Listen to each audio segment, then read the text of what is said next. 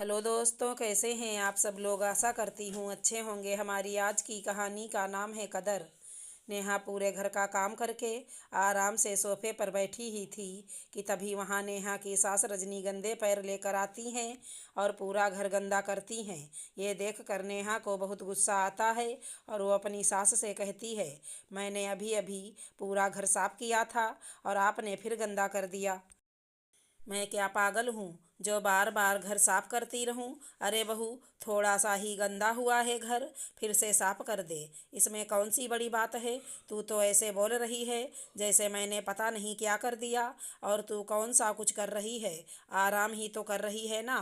दोबारा काम करना पड़ेगा तो कौन सा पहाड़ टूट जाएगा। कर लेना थोड़ी सफाई। आखिर हम तुझे ले ही क्यों आए हैं इस घर में। अभी इतना भी नहीं करेगी क्या। माँ जी, मैं अभी थोड़ी देर पहले ही पूरा घर साफ की है। अभी 5 मिनट भी नहीं हुए हैं। मैं भी तो इंसान हूँ। अच्छा, तो तू 5 मिनट से आराम ही तो कर रही थी ना। देख बहू, मुझसे बहस करने में कोई फ़ायदा नहीं। तू इस घर की बहू है, ये तेरा काम है, तो तू बहू बनकर ही रहा कर। नेहा अपनी सास की बात चुपचाप सुन लेती है, इसीलिए उसके ससुराल वाले उसे दबाते ही रहते हैं। एक दिन नेहा अपने लिए एक नया सूट लेकर आती है। नया सूट देखकर नेहा की ननद फटाफट वहाँ पर आती है। ये तो बहुत अच्छा सूट है, ये मेरे लिए लाई हो। नहीं शिल्पी, यह मैंने अपने लिए लिया है। मेरे पास एक भी ढंग का सूट नहीं है। वैसे भी मैं कुछ दिनों के लिए मायके भी जाने वाली थी, तो इसीलिए अपने लिए लेकर आई हूँ। अरे भाभी, मायके ही तो जा रही हो, वहाँ पर वैसे भी आपको कौन देखेगा। पर भाभी, आप मुझसे सवाल जवाब मत करो। मैं आपसे पूछ नहीं रही हूँ, आपको बता रही हूँ। अगर आपको कोई प्रॉब्लम है तो वो आपकी प्रॉब्लम है, और आपकी प्रॉब्लम से मुझे कोई लेना देना नहीं। आई बात समझ में। ठीक है, ले लीजिए आप। नेहा के साथ हर कोई ऐसा ही व्यवहार करता था। एक दिन नेहा की भाभी नेहा से मिलने के लिए उसके ससुराल में आती है। अरे भाभी, आप अचानक से यहाँ। आपने आने से पहले बताया भी नहीं, बता देती आप। अरे कुछ नहीं, तुम हमसे मिलने आ रही थी। जब नहीं आई तो मैंने सोचा मैं ही तुमसे मिलकर आती हूँ। कैसी हो तुम। मैं ठीक हूँ भाभी, आप बताइए। मैं तो बिल्कुल ठीक हूँ, लेकिन मुझे तो तुम बिल्कुल भी ठीक नहीं लग रही हो। क्या हुआ, कुछ हुआ है क्या। नहीं भाभी, कुछ भी तो नहीं हुआ। मैं बिल्कुल ठीक हूँ। आप यहाँ बैठो, मैं अभी आपके लिए चाय नाश्ता लेकर आती हूँ। नेहा अपनी भाभी दिया के लिए चाय नाश्ता लेकर आती है और फिर वहीं उसके पास बैठकर बातें करने लगती है। नेहा बहुत खुश थी अपनी भाभी दिया से बातें करते समय। तभी नेहा का देवर नेहा के पास आता है और अपनी शर्ट नेहा के मुंह पर फेंकते हुए कहता है, क्या है भाभी, यह आपसे एक काम भी ढंग से नहीं होता। आपको मेरी शर्ट को अलग धोना था। देखो, इस पर कलर लग गया। देवर जी, इसमें मेरी क्या गलती है। अगर मुझे पता होता कि इस पर कलर लग जाएगा तो मैं इसको अलग करके धो देती। रहने दो भाभी, ये आपका रोज का नाटक है। आप जाओ यहाँ से, मुझे गुस्सा मत दिलाओ। नेहा के देवर का व्यवहार नेहा के प्रति देख कर दिया को बिल्कुल भी अच्छा नहीं लगता। नेहा, ये क्या है। होगी तुम्हारी गलती, लेकिन वह तुम्हारा देवर है। तुमसे छोटा होकर भी वो तुमसे इस तरह से कैसे बात कर सकता है। मुझे तो ये समझ में ही नहीं आ रहा कि मेरी दबंग ननद एकदम से शांत कैसे हो गई। अगर तुम ऐसे ही दबती रहोगी तो ये लोग तुम्हें दबाएंगे। दिया अपनी ननद नेहा को बहुत समझाया और नेहा को भी अपनी भाभी की बात समझ में आ जाती है और अब वह अपने ससुराल में अपने हिसाब से रहने लगती है। ऐसे ही एक दिन सभी हाल में बैठकर टीवी देख रहे थे कि तभी शिल्पी कहती है, माँ, टीवी देखते हुए पकौड़े खाने का मज़ा ही कुछ और होता है।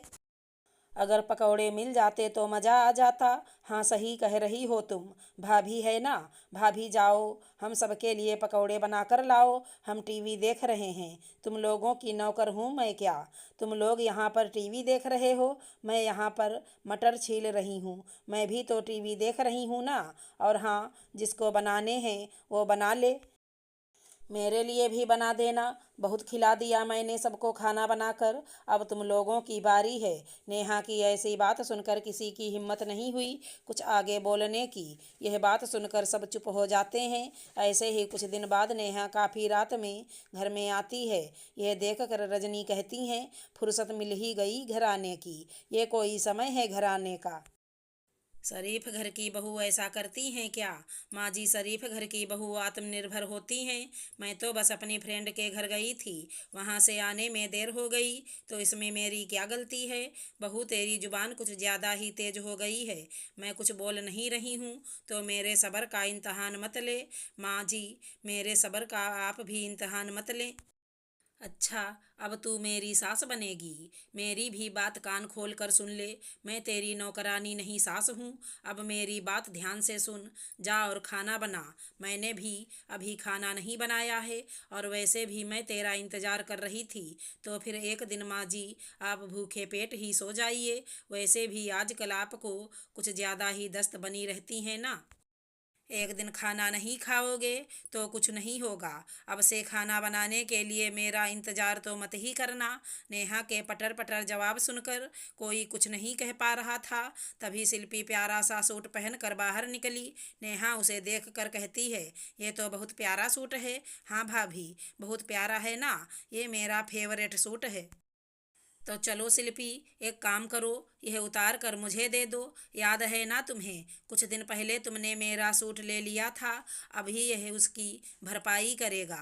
भाभी, अभी मैं यह पहना हुआ है ना, कुछ देर बाद दे दूंगी। नहीं नहीं, अभी उतारो, तुम अभी दोगी मुझे। जब यह सूट पहन कर बाहर निकलोगे तो सभी को दिख जाएगा ना। तो फिर मेरे पहनने का क्या फ़ायदा? सब तो यही समझेंगे ना कि मैंने तुम्हारा सूट पहना हुआ है। शांति से दे दो, वरना दूसरा रास्ता अपनाना मुझे आता है, जो तुम्हें बिल्कुल भी अच्छा नहीं लगेगा। अपनी भाभी की धमकी सुनकर शिल्पी चुपचाप वो सूट निकाल कर अपनी भाभी को दे देती है। वहीं कुछ दिनों के बाद दिया फिर से नेहा के ससुराल आती है। भाभी, मैं आपको बुलाने ही वाली थी। देखा, मुझे पता चल जाता है कि तुम्हें मेरी याद आ रही है, और मैं तुमसे मिलने भी आ गई। अच्छा, आप बैठिए, तो मैं आपके लिए चाय मंगवाती हूँ। माँ जी, ज़रा चाय पकौड़े बना दीजिए। भाभी आई हैं। रजनी उनके लिए चाय बना कर लाती है। घर में सभी नेहा से अच्छी तरह से बात करते हैं। यह देखकर दिया को बहुत ही खुशी होती है, और वो नेहा से कहती है, वाह मेरी दबंग ननद, आखिर तुमने मेरी बात मान ही ली। हाँ भाभी, पहले मैं जैसी थी किसी को भी अच्छी नहीं लग रही थी, और अब देखो सबको अच्छी लग रही हूँ मैं। हाँ, मुझे मेरी ननद पर बहुत गर्व है। भाभी, ये सब कुछ आपकी वजह से हुआ है। आज आपके कारण इस घर में अब मेरी भी कदर है। यह लोग ना ही मेरे साथ कुछ गलत करते हैं ना कुछ। और हाँ नेहा, इस बात का कभी भी गलत फ़ायदा मत उठाना, और हमेशा इसी तरह से खुश रहना, और परिवार को भी खुश रखना।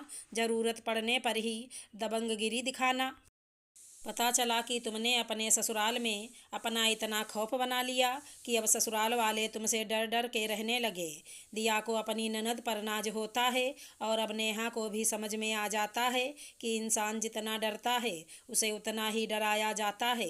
गलत जगह पर आवाज़ उठाना बहुत ज़रूरी है। अगर हमारी कहानी पसंद आई हो तो चैनल को लाइक शेयर सब्सक्राइब करें। राधे राधे दोस्तों।